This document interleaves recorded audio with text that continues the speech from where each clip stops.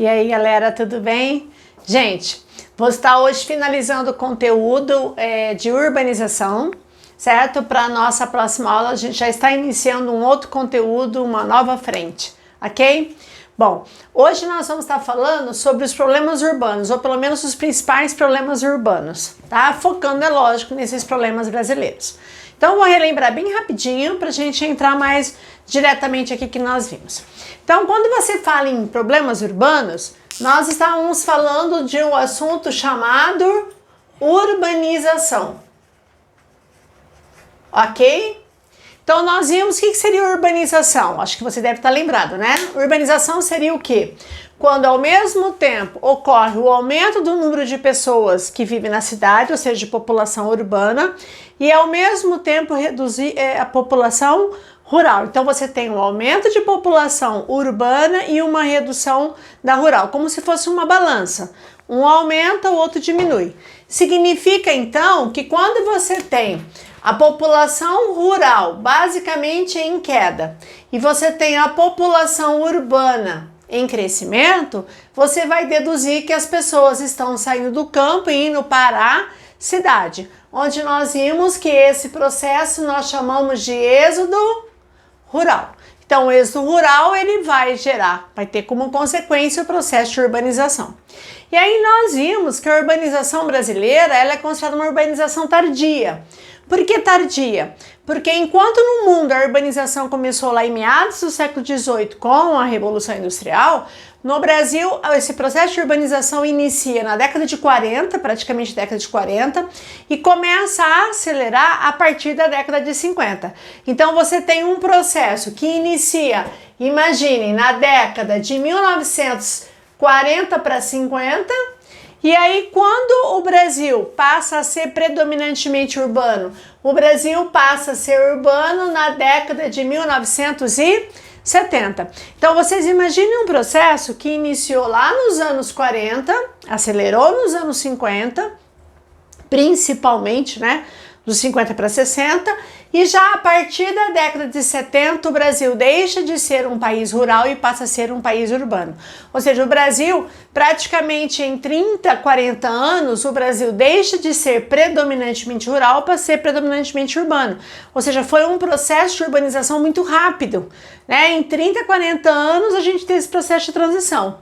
E como as cidades brasileiras elas tiveram esse processo muito acelerado, elas tiveram uma urbanização desordenada, descontrolada, né? Ou seja, algumas cidades cresceram num ritmo muito acelerado, certo? Onde teve ou agravou o que nós chamamos de diversos problemas urbanos. Então, na verdade, isso não quer dizer que uma cidade europeia, por exemplo, que esse processo de urbanização foi mais lento, foi mais gradativo, né, que não tenha problema urbano. Lógico que toda cidade tem problema urbano, alguns maiores, outros menores. Porém, o que a gente observa? Que quando a cidade ela cresce sem organização, sem um planejamento urbano, ela cresce de uma forma desordenada. E aí os diversos problemas sociais, econômicos, ambientais e tudo junto acaba se agravando. É lógico que também você não pode esquecer que quanto maior a cidade, de maneira geral, maior será o seu problema. Até mesmo porque, ainda mais se ela for uma grande cidade, uma grande metrópole, que ela cresceu de forma desordenada. Você vai ter uma quantidade muito grande de habitantes, né? As necessidades vão ser diferentes, automaticamente também os problemas acabam sendo muito maiores do que uma cidadezinha de interior. Né? Até mesmo com uma cidadezinha interior, o número de pessoas é bem menor, as necessidades a serem atendidas vão ser menores, então automaticamente você tem problema, mas o problema vai ser muito menor, tá? O que nós vamos focar aqui, gente? Eu vou focar aqui os principais problemas e algumas expressões, alguns conceitos que aparecem bastante. Algumas coisas eu não vou dar muito enfoque, por exemplo, no problema ambiental, porque a hora que a gente chegar lá na questão ambiental, a gente volta novamente a detalhar sobre isso. Tranquilo? Então vamos lá. Primeira coisa, pessoal, um dos piores problemas que nós vamos ter na cidade, o que a gente começa a imaginar? Primeiro, o cara vai embora para a cidade, abandonou o campo, chamado êxodo rural, certo? Nós vimos que a cidade que mais vai atrair essa população vão ser as grandes metrópoles, as grandes cidades. Aí vai acontecer o que nós chamamos de metropolização. Nós já vimos isso. Essas grandes cidades, elas crescem cada vez mais porque elas se tornam as mais atrativas. Diferente o que tem acontecido nos últimos anos. Praticamente na última década, está tendo um processo que a gente chama de desmetropolização. As pessoas, elas estão indo mais, elas estão migrando, elas estão indo morar mais em cidades de porte médio. Porque a pequena não tem grande estrutura, a grande é essa loucura. Então ele prefere muitas vezes ir morar numa cidade de porte médio, onde ela tem uma certa infraestrutura, que vai atender a minha necessidade, mas também ela tem algo chamado qualidade de vida que as pessoas acabam procurando. Mas as grandes cidades, as grandes metrópoles, inclusive as grandes cidades brasileiras, elas foram e ainda não deixa de ser ainda, de certa forma, atrativa. Então as pessoas acreditam que indo para lá, ela vai ter oportunidade. E aí ela se depara com o primeiro problema. Qual é o primeiro problema? A questão do desemprego ou do subemprego. Então, ou ela fica desempregada, ou ela vai ficar subempregada, onde ela vai muitas vezes fazer algum tipo de bico para sobreviver, para bancar todo o seu custo de moradia, de alimentação e suas necessidades. E aí, a partir do momento que você está desempregado ou subempregado, o primeiro grande problema que vai estourar é essa questão de quê? É a questão de moradia, né? Aonde que eu vou morar, certo? Então eu vou ter que ou ter condições financeiras de ter a minha própria moradia, que a grande maioria não tem, ou eu vou ter que ter condições financeiras de pagar um lugar, um aluguel, alguma coisa para eu morar. E aí o que a gente observa? Que a moradia passa a ser um dos grandes problemas urbanos que acaba puxando uma série de outros problemas. Então, o que a gente observa muito, né, nessa questão de moradia nas grandes cidades? Vai ocorrer o que a gente chama de segregação socioespacial. Gente, essas expressões, elas são muito citadas, socioespacial, socioeconômico, socioambiental, ela é muito citada e ela é muito, assim, cobrada, principalmente no Enem. Ok? No Enem, eu falo assim que problemas urbanos é um grande alvo de conteúdo, né? Urbanização e problemas urbanos no Enem. Porque, na verdade, ele vai retratar todo um processo que faz uma relação econômica com a industrialização brasileira e vai mostrar uma série de problemas que a própria população passa. Então, a primeira coisa, pessoal, é essa questão da segregação socioespacial. O que seria essa segregação? Segregação é separação, onde eu vou separar dentro sócio, né? A população, sociedade em si, espacial, o lugar na cidade, onde basicamente o meu poder aquisitivo, a minha condição financeira vai determinar aonde eu vou morar, ok? Ou basicamente quase que determina ou determina diretamente onde eu vou morar. Então o que a gente vai ter? Se eu não tenho condições de morar ou de pagar condição de pagar um aluguel de uma casa ou de morar num bairro melhor, a minha única saída vai ser morar o quê? Naquele lugar que ninguém quer. E aí onde aparecem as favelas. Ora, as favelas, pessoal, elas vão aparecer ou em regiões de encostas, certo? Que não é o caso de Campo Grande, porque a gente não tem encosta de morro, mas se você for ver em grandes cidades como áreas de algumas encostas de colinas em São Paulo, no Rio de Janeiro, né, e outras grandes cidades, então elas vão aparecer em encostas, ou elas vão aparecer em áreas que a gente considera áreas insalubres. Gente, o que é uma área insalubre? Por exemplo, próximo a um lixão, na beira de um córrego, por exemplo, ou de um lugar que de repente lança esgoto a céu aberto, naquele lugar que teoricamente ninguém deveria morar porque não tem salubridade, né? Eu viver nesse lugar é praticamente assegurar que eu vou ter uma série de problemas de saúde. Mas por que as pessoas vão morar ali? Primeiro que é um lugar que ninguém quer e é o lugar que me sobra, né? Então, o crescimento das favelas, elas vão, assim, literalmente explodir no Brasil, principalmente a partir da década de 70 e 80. Por quê? Porque a partir dos anos 70, a população brasileira já passa a ser urbana. E as cidades, como por exemplo o Rio de Janeiro, começa a crescer de uma forma muito rápida, muito rápida. Né? Essas cidades atraem muita gente. E essas pessoas, por não ter condições financeiras de pagar um lugar mais digno para morar, elas acabam indo para regiões de favela. Cuidado uma coisa, o que é uma favela? Tem gente que, lógico, não é o pensamento de vocês, eu acredito e espero, mas tem gente que muitas vezes vê uma pessoa que mora em um bairro distante, de periferia, uma casinha simplesinha, e muitas vezes faz uma referência àquela região mais pobre da cidade como área de favela, tá? Se for, é o que eu sempre falo, pode ser a casa mais feia, mais detonada, mais derrubada, mas se ela estiver numa área legalizada, ela não é favela.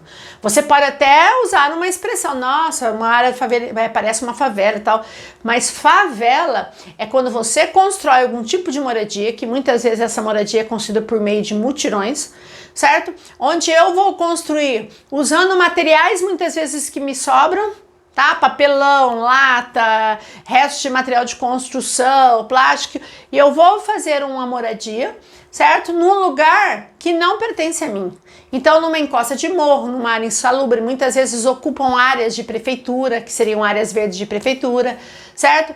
E que constrói, no caso, essas casas, que grande parte das vezes, com o passar dos anos e das décadas, não tem como você retirar essas favelas. Você vai colocar onde essas pessoas? E aí, muitas vezes, as prefeituras, elas regularizam essa situação. Então, grandes áreas, por exemplo, do Rio de Janeiro, nós não chamamos de favela, nós chamamos de comunidade. A favela da Rocinha? Não, a comunidade da Rocinha, né? Onde você tem famílias, né? E muitas e grande parte das famílias de bem, trabalhadores, que estão sujeitas a morar naquele lugar, né? Até mesmo porque não tem condições, certo? Geralmente, quando você fala em áreas de favelas, a gente faz uma relação muito grande com a questão de segurança, com a questão de violência urbana. O que a gente observa? Que muitas vezes essas áreas de comunidades, essas áreas chamadas de favelas, é um lugar que muitas vezes o crime organizado se instala, as facções se instalam, né? Por quê? Porque elas, na verdade, essas facções, esses grupos se instalam nessas regiões onde literalmente o Estado esqueceu. Se você pegar o histórico das favelas, da origem das favelas no Rio de Janeiro, primeiro que você vai ver que essas favelas, elas surgem lá atrás, bem antes, desde a época praticamente do finalzinho do século XIX para o XX. Esquece disso, tá? Aquele momento que os negros principalmente foram morar naqueles casarões, naqueles cortiços, naqueles lugares de periferia que ninguém queria, aqueles lugares velhos, tá? E aí vai ter, no início do século passado, um processo de reurbanização de cidades como do Rio de Janeiro, e essas pessoas, elas são expulsas desses lugares, né, onde foram reurbanizados, certo? E aí o que acontece? Para onde elas vão? Aonde elas vão morar? E aí elas vão para as encostas de morro, certo? E aí nos anos 70 e 80, as favelas, elas literalmente explodem no Brasil, que vai ser um período de muito empobrecimento da população, a gente vai ver isso na economia. Vai ser um dos períodos que a renda ficou muito concentrada na mão de uma minoria e grande parte da população empobreceu, né? E a partir do momento que esses lugares cresceram sem estrutura, ela praticamente cresceu sem a participação direta do Estado. E é aquilo que a gente sempre fala, lugar que você é abandonado, o crime vai lá e te adota. E o que aconteceu? As facções, elas se instalam dentro dessas áreas de comunidades, onde ela pega uma população muitas vezes muito frágil, jovens muito frágeis, né, onde você alicia rapidamente ali esse grupo de pessoas para o mundo do crime. Então, geralmente, quando você fala em favelização, a gente faz uma relação com violência, né? Eu tive a oportunidade de trabalhar há muitos anos atrás em áreas de favelas em Campo Grande e a gente tem um preconceito muito grande, né? É lógico que tem grupos, tem lugares que a gente ficava temeroso de entrar, mas tem muitas pessoas de bem, pessoas trabalhadoras, de repente trabalham com alguma família que você conhece que mora nesse lugar por condições financeiras, ok? Um outro problema ligado a isso é a questão do sem-teto. Quanta gente, nem um barraco na favela tem condições de pagar. e aí você tem a questão de moradores de rua, que nós chamamos de sem-teto. Tranquilo? Esse sem-teto, uma coisa que eu vou até juntar aqui, o que tem acontecido? Na verdade, os sem-teto seriam pessoas que moram na rua ou que eles invadem alguns prédios abandonados por diversas razões, ou uma briga judicial, ou uma briga de herdeiro, ou alguma obra paralisada, que a gente vê muito nas grandes cidades, tá? E aí esse grupo de famílias invadem esses prédios, tá? E vão morar naquele lugar que só tem a carcaça do prédio, né? E você fala, gente, vai morar naquilo ali que tá tudo inacabado, né? Mas tem algo fundamental que é o teto, onde ele vai estar seguro, onde ele não vai tomar chuva. Ah, mas é errado? Não estou falando que é certo, mas é o que ocorre. E aí, grande parte das vezes, quando esse dono daquela propriedade consegue na justiça o direito de desapropriação e mandar esse povo embora, a gente já tivemos, né, deu uma paralisada, pelo menos as imagens, mas nós tivemos vários problemas da polícia tendo que retirar essa população que invadiu uma propriedade privada. Então essa questão do sem-teto é muito forte em grandes centros, principalmente naqueles lugares abandonados, aqueles lugares que pararam no tempo, que um dia foi um lugar mais importante da cidade, mas por alguma razão foi abandonada, tá? Um exemplo que eu poderia citar, se você pegar Campo Grande, né? A região da antiga estação rodoviária de Campo Grande, não sei se vocês conhecem, né? Lá pro lado da Afonso Pena, né?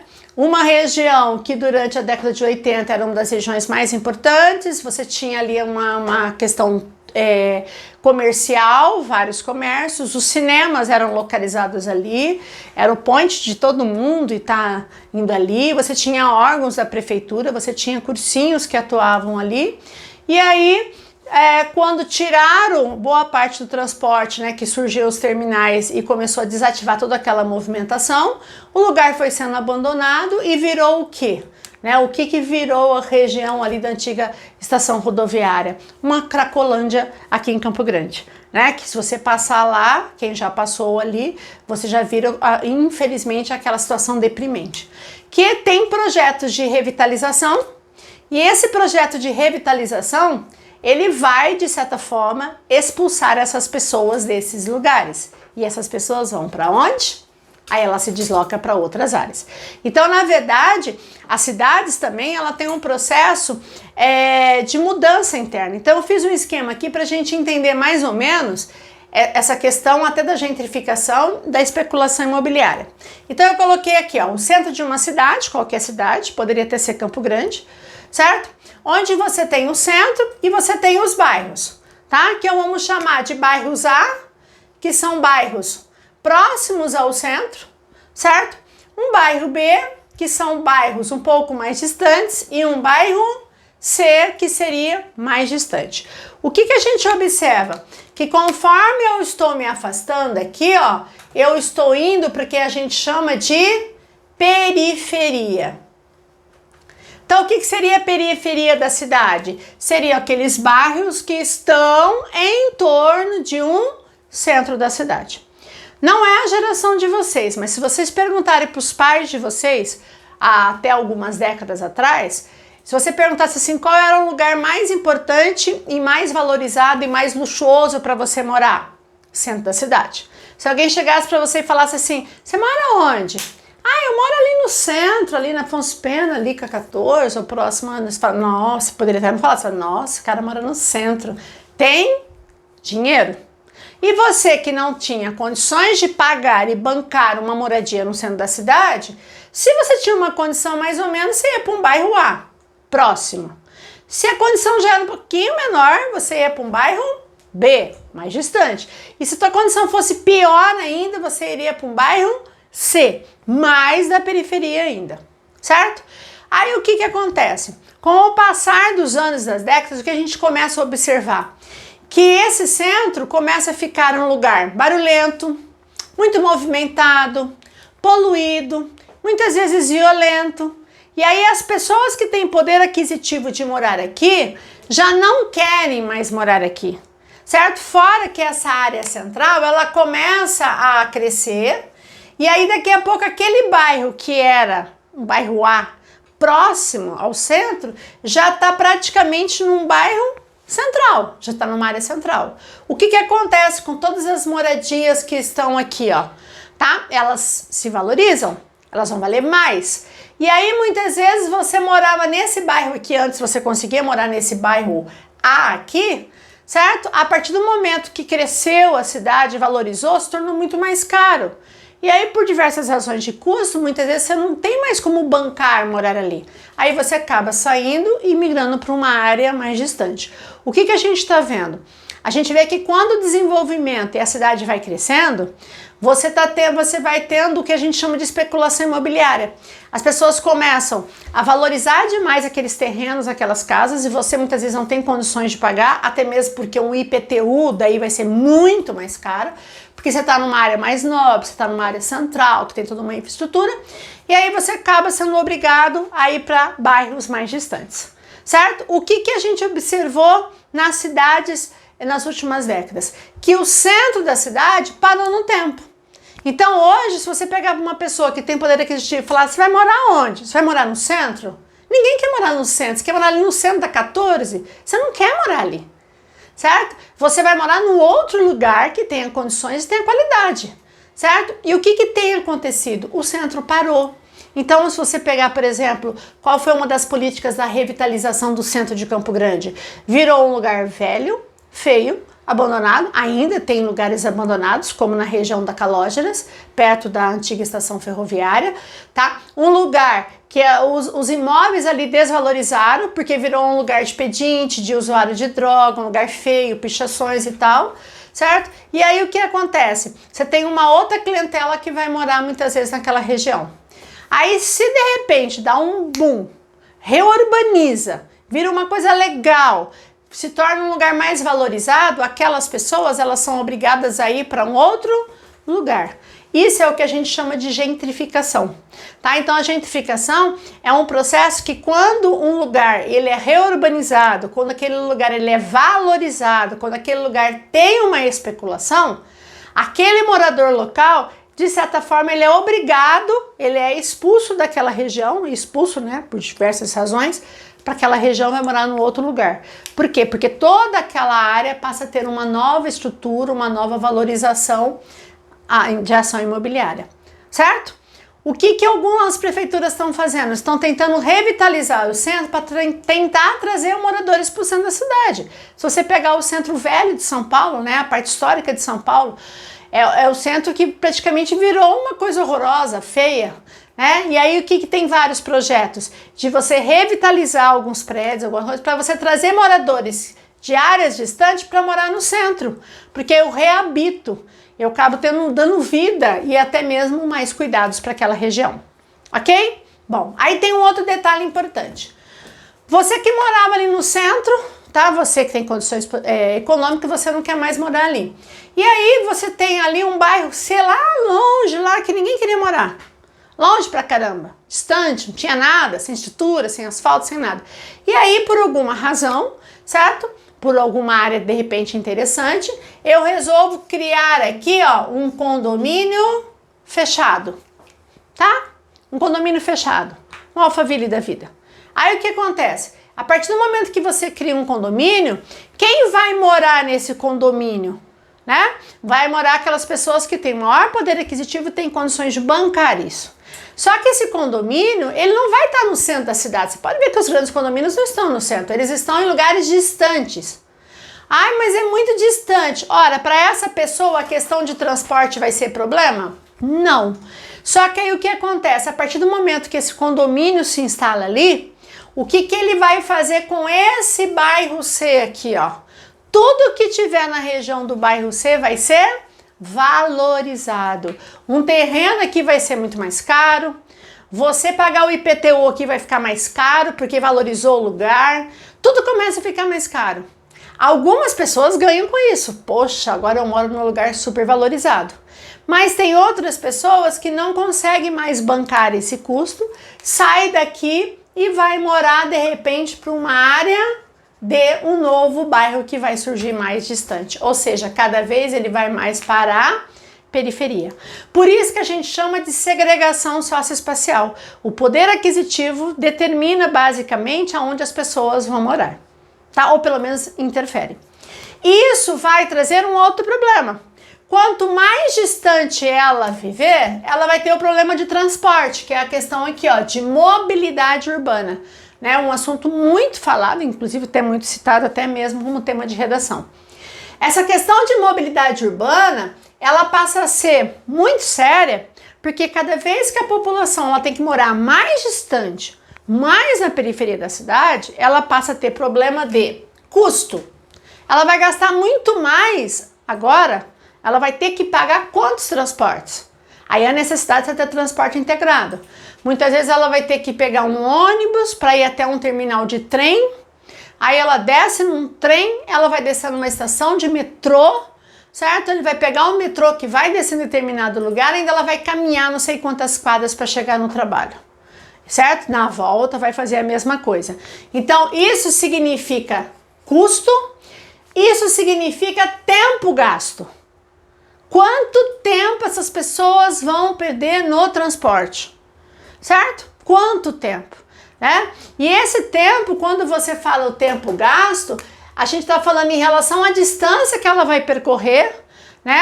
Ainda Campo Grande ainda não é tão desesperador, mas tem bairros que uma pessoa mora numa cidade, na cidade, não estou falando na grande São Paulo, na cidade de São Paulo, que o cara demora 3 horas, tem que sair de média 3 horas antes do trabalho para ele poder chegar no horário. Né, que ele vai pegar 2, 3, 4 conduções, certo? Para ele chegar. Aí quem já andou de transporte público numa grande cidade como São Paulo e Rio de Janeiro deve ter observado. As pessoas elas entram, a primeira coisa que elas procuram é um lugar para sentar. Elas complementam a hora de sono, elas dormem, algumas leem, algumas estudam. Você faz tudo dentro do transporte, porque você vai perder muitas vezes horas do seu dia. E se você pensar nisso, o tempo que você gasta, você já chega cansado no seu trabalho, você chega desgastado, então o teu rendimento cai, certo? Aí o que acontece? Para você tentar diminuir esse problema, para não ter que pegar 2, 3, 4 condições, tá? Ou muitas vezes em relação a custo, eu sou obrigado a ir a pé. De repente o dinheiro que eu vou gastar nesse ônibus, eu vou fazer uma caminhada, sair mais cedo, eu vou a pé até tal estação e pego lá um trem, né? Então ele faz transporte a pé. Alguns que podem ter condições ou a distância assegura, vão de bicicleta, né? Então você acaba tendo todo um problema de transporte. Sendo que quem está numa região privilegiada ou quem tem um poder aquisitivo, o transporte você pode perder tempo, mas você está no seu transporte individual. Aí o que acontece? A partir do momento que eu tenho isso aqui, ó, vai afetar todo o transporte coletivo, que é o melhor, que deveria ser o melhor. Porque você transporta uma grande quantidade de pessoas de uma vez só, certo? Então você diminuiria uma série de problemas, como poluição, como congestionamento, né? Mas infelizmente a gente não tem um transporte público coletivo de qualidade. Aí as pessoas elas vão para o quê? Para o transporte individual. E aí o que acontece? Agrava toda a questão de congestionamento, aí você vai perder mais tempo ainda no trânsito, você vai ter que sair mais cedo ou chegar mais tarde, né? Então, essa questão de mobilidade urbana, ela não é apenas a distância que você faz, é tudo que está envolvido, todo o tempo que você perde para ir, para voltar, todo o desgaste físico e mental, tá? É que nem nós estamos vendo essa questão do Covid, por exemplo, grandes cidades como São Paulo, fazendo um sistema de rodízio de placas, né, para tentar diminuir o transporte individual, para que as pessoas não saiam, ou pelo menos para tentar fazer com que as pessoas fiquem em casa. Mas as pessoas têm que sair para trabalhar, aí elas vão cair aonde? No transporte coletivo. Aí você vê o metrô superlotado, você vê os ônibus superlotados e a segurança dessas pessoas. Então, quer dizer, é um problema muito sério, né? Que essa questão de local de moradia vai afetar diretamente a questão de transporte. Outra coisa, em relação a todos os problemas estruturais. Quanto pior o lugar para você morar, geralmente você não tem saneamento básico. Muitas vezes esses bairros distantes, Malemar você tem água, porque é quase que uma obrigação, mas vários municípios, várias pessoas, um grande percentual da população brasileira não tem acesso à água tratada nem rede de esgoto, muito menos coleta de lixo.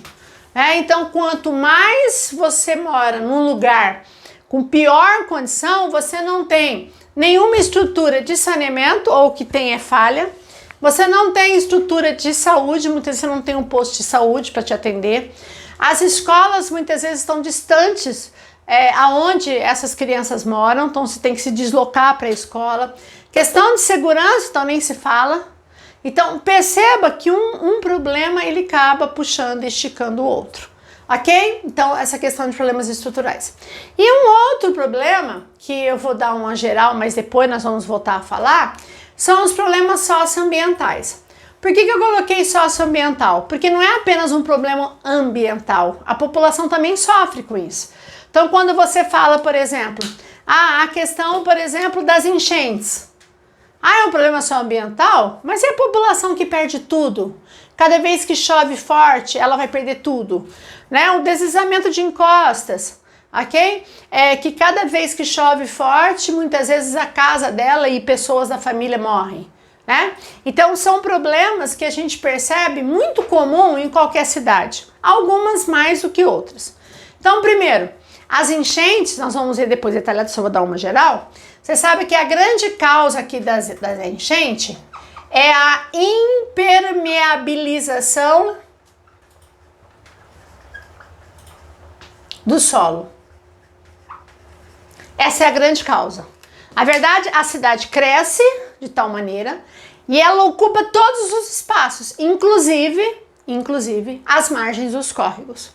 Só que a gente esquece que todo córrego, ele deveria ter aquela área, né, que é a área de vazão, onde tiver numa época de chuva ou uma chuva muito forte, vai ter a área dela transbordar, que é a área que nós chamamos de várzea, certo? A várzea, que é onde a água do rio, você tem um rio aqui, imagine, você tem um rio passando aqui, você tem que deixar essa área na margem, que é a área que nós chamamos de várzea, que é onde, quando chover, a água do rio vai transbordar e vai alagar. É aqui que surge a expressão campinho de várzea, tá? Não sei se vocês já ouviram. Muito comum isso em São Paulo, nas margens, né, dos rios como Tietê, como Pinheiros, que antes de surgir as marginais, né, quando você tinha a época não de cheia, essas áreas ficavam vazias e aí se construíam os campinhos de futebol, né, o chamado campo de várzea. Aí o que o homem fez? A cidade cresceu de uma forma desordenada, sem planejamento, e aí o homem vem lá e constrói o quê? As BRs, aqui, as marginais aqui, ó, do lado aqui, ó, certo? Constrói aqui. Tipo, Marginal Tietê, Marginal Pinheiros, aqui mesmo em Campo Grande, né? As vias ao longo dos córregos. Aí o que acontece? Tudo impermeabiliza, tudo concretado, tudo asfaltado. Toda chuva é tudo canalizado e vai cair dentro do córrego ou rio que corta a cidade. Qual é o primeiro efeito? Ele vai transbordar. E aí a área que seria transbordada, a área de várzea, que seria alagada, está ocupado pelas marginais e avenidas, e aí acabam alagando essas regiões. Fora que geralmente, como eu falei para vocês, por questões financeiras, a população ela acaba morando muitas vezes em áreas insalubres, beiras de córrego, por exemplo, certo? Aí o que acontece? É aquela área que toda vez que chover, não tem jeito, a água vai invadir. Aí você fala, meu Deus, por que as pessoas moram ali? Moram ali porque é o único lugar que muitas vezes resta a ela, certo? Muitas vezes ela tem até chance de ir embora, tá? Mas muitas vezes se ela for para um outro determinado lugar que de repente a prefeitura quer levar, de repente ela vai ser levada para um lugar tão distante que vai agravar a questão de custo de transporte, ela vai gastar muito mais. Então ela prefere ficar ali porque ela está mais próximo do trabalho, onde o custo dela é menor. Ok? Então cada um tem a sua realidade, né? Então essa questão das enchentes, tá? É lógico que o lixo contribui muito, né? Infelizmente a população ela participa muito. A partir do momento que você lança o lixo e você entope toda a galeria pluvial, o popular bueiro ou boca de lobo, que chama-se galeria pluvial, que é o que? Todo o sistema de tubulação que vai levar a água da chuva, da enxurrada, por meio de galerias até o córrego. Aí o que acontece? O lixo entope tudo, aí a primeira coisa que ocorre é o entupimento das galerias, automaticamente a água começa a voltar e provoca as enchentes, certo? Outra coisa, os deslizamentos de encostas, que é causado basicamente o que? Você tem uma encosta e basicamente aqui você tem que lembrar que você tem as árvores, onde as árvores, as raízes das árvores, elas seguram o solo. Aí o que acontece? O cara tem aqui vegetação original, ele vem, retira essa vegetação, muitas vezes deixa lá no topo a vegetação, e aí ele constrói a casinha dele ali um em cima do outro. Só que o que acontece? Numa encosta de morro, a camada de solo ela é muito fina. Então você tem uma camadinha de solo muito fininha aqui, ó, muito fininha, ok? E logo abaixo dela já vem a rocha dura, a rocha, né, matriz. Aí o que acontece? Chove, por exemplo, o dia inteiro, aí o solo vai encharcando. Chove de novo, o solo vai encharcando, vai absorvendo a água. Chega uma hora que o solo satura, ele não absorve mais água. Aí a primeira chuva forte que der, o que vai acontecer? Essa terra aqui desliza sobre essa rocha, certo? E tudo que tiver aqui em cima desliza junto. É o que nós chamamos de deslizamento de encostas, ok? E infelizmente muita gente ou perde tudo e também muita gente perde vidas, né? Ali, ok? Outro problema que nós temos na cidade, que a gente vai voltar depois a falar, poluição do ar. Quando você fala na cidade, o maior problema de poluição do ar que nós teremos seriam as chamadas ilhas de calor, que eu não vou detalhar hoje, mas nós vamos voltar a falar. Ilhas de calor é quando a temperatura no centro da cidade passa a ser maior do que a periferia ou zona rural, devido à concentração de concreto, à falta de vegetação, de árvores, né? A poluição acaba sendo maior. Também nós vamos ter na cidade um problema chamado inversão térmica, que ocorre muito durante outono e inverno em grandes cidades como São Paulo, que o frio abaixa a temperatura, não deixa a poluição dissipar, e aí a poluição fica parada sobre a cidade, certo? Agravando os problemas respiratórios, certo? Nós temos também toda a questão da poluição da água, que seria todo o lançamento de esgoto, de resíduos industriais, resíduos urbanos, tudo que é lixo que é despejado dentro dos rios e córregos. Poluição sonora, nem preciso dizer a questão do barulho, a poluição visual também. Propaganda, luz, excesso de outdoor, né, pichações, tudo isso é considerado poluição visual, tá? Só que essa questão de poluição a gente vai trabalhar de uma maneira geral um pouco mais específica mais para frente, na hora que eu falar de problemas ambientais, tá? E a questão aqui, pessoal, do lixo, né?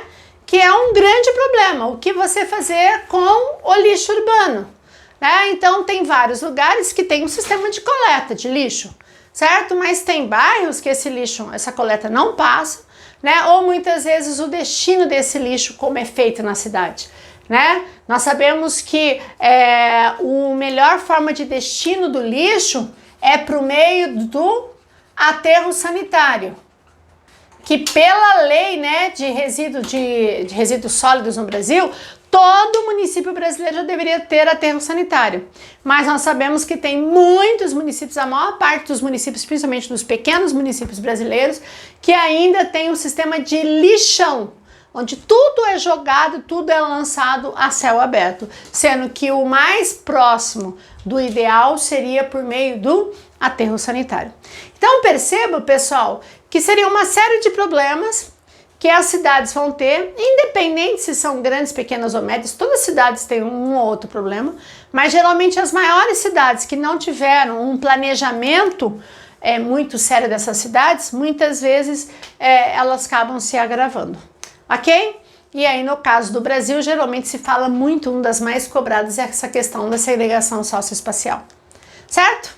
Então a gente termina aqui a questão de problemas urbanos, certo? Resolva os exercícios da sua apostila. E aí, depois a gente revê novamente algum desses aspectos que eu falei de forma mais detalhada, tá, gente? Obrigadão, um beijão e até a próxima. Tchau, tchau.